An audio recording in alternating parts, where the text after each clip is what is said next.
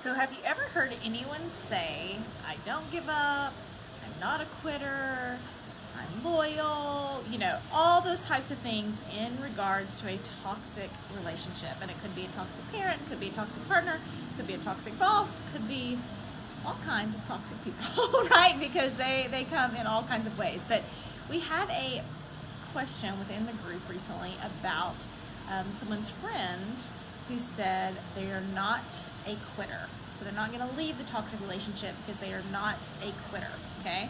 So I want to unpack that for you guys and try to give you some insight on it, because anyone who's been in a toxic relationship, there has to be some type of denial.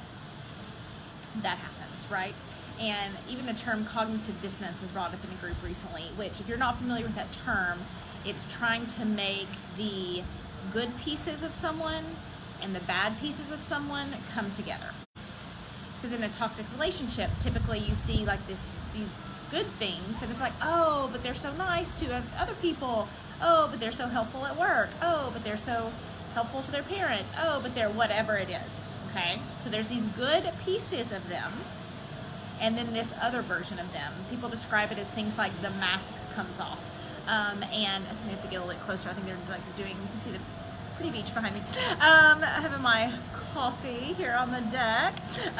Hey, Sylvia. And so within a toxic relationship, there's always two versions of them, okay? And within cognitive dissonance, it's like this piece of your brain that like, oh, which version of them must be true? Which version of them is true?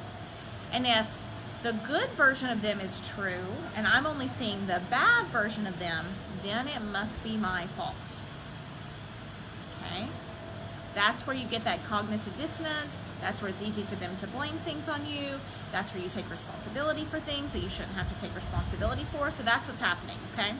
So then, when the term denial comes in, it's when you push away the bad pieces of them as not true and the good pieces of them as true, okay?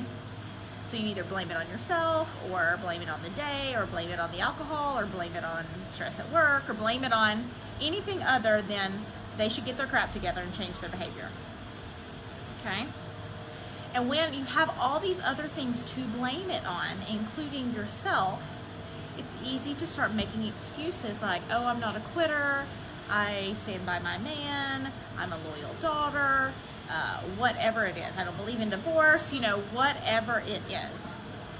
And if it's you saying that, we can help with that. If it's somebody else saying that, it can almost be really dangerous to abruptly try to hack into that belief, because that is keeping them safe, or what they think, it's keeping them trapped, right? But their brain is telling them it's keeping them safe, because accepting all the bad things about the person feels too overwhelming. They feel like they're going to emotionally crash. So if it's someone else who's saying those things, the best strategy in the whole world is talking about other people to them and saying, oh, this one relationship, this is what this was like, that is similar to their relationship. I just read this article about this husband who, would always act one way in public and really wonderful, but then he was very controlling in private. Oh, I just, read this book, and the character, the mother was really controlling, and no matter what the daughter did, it was never good enough. They can hear those things easier. It's a shorter bridge to cross than if you say, you need to change your life. You need to accept that this is happening. You need to, and we've all been in places that in our lives where if someone had been that abrupt and said, you need to, it wouldn't have landed well. It would have just, we talk about toxic people not having ears to hear, but there's different pieces in the relationship and stages in the relationship where those people don't have ears to hear, right? We didn't have ears to hear in that relationship. It's just like, no, it's fine. I'm not ready to leave. I'm not ready to go. But providing examples about other people's lives to that person, so that you kind of put, it's almost like watering the soil, so that when there is a decision to be made, there's more data, there's more facts, it's going to be easier for them to see the truth, because sometimes it's easier to see the truth than seeing your own truth. it's easier to see other people's truth than your own truth for all of us, right? In all kinds of situations that have nothing to do with toxic people. That's why we need coaches and people and good friends and people to like give truth back to us in gentle ways.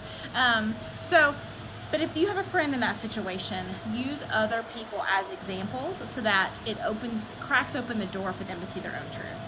Now, if it's you, and you are the one who's saying, I'm not a quitter, I'm strong enough to take it, that is absolutely within that form of denial that's trying to keep you safe. And I want to flip your language and say, am I strong enough to take it, or should I be taking it?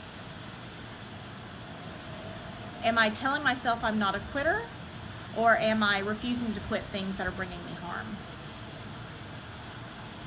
Am I telling myself I'm loyal, or have I been loyal to everyone other than myself? And really getting real. And I would put those questions as reminders in my phone where they popped up and were in my brain, where I had to access them and had to think about them. And I personally have reminders in my own phone of things that I want to accomplish, things I want to think about, thoughts in my head, beliefs about me that I wanted to change. And I put them in about a year ago, and they've been popping up recently, and I was like, oh wow, it's amazing. I used to struggle with that thought, and now I've overcome that thought, which is amazing. Life is always a growth process, but we don't want life to always be a healing process.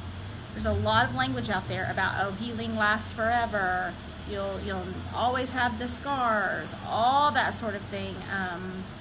And if you've been around me for any time, I am gentle about you making choices about the relationship, and I am not as gentle about you moving forward towards your own healing, whatever that looks like, whether you're in the relationship or not. Because after a toxic relationship, you have learned helplessness, which means you feel like you can't do anything, or you feel trapped, or you feel like, and so often when we're telling ourselves we're strong enough to take it, we should be asking ourselves, hey, if I'm strong enough to take it, then I'm strong enough to leave. I'm strong enough to create an amazing life for myself. I'm strong enough to create new memories. I'm strong enough to create new beliefs. I'm strong enough to, because everything in life is easier than dealing with a toxic relationship.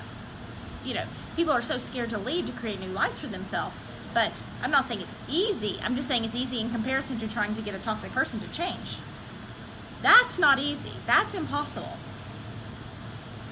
right? You can change yourself, so you can change, how they are viewing you. You can change the dynamic of the relationship. That is possible. But getting the toxic person getting a crocodile to become a bunny, or a stallion, or a plane flying ahead, you see it, a stallion, or a gorilla, or whatever else. A crocodile's a crocodile's a crocodile's a crocodile. And if they didn't want to be a crocodile anymore, they would do the work of no longer being a crocodile.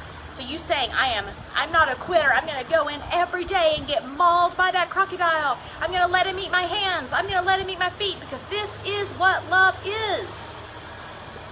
It's a really scary place to live from, and a really scary place for your future. We're here to get past your past, get real about your present, which is what this talk is about, so you can get serious about your future. Hope that helps.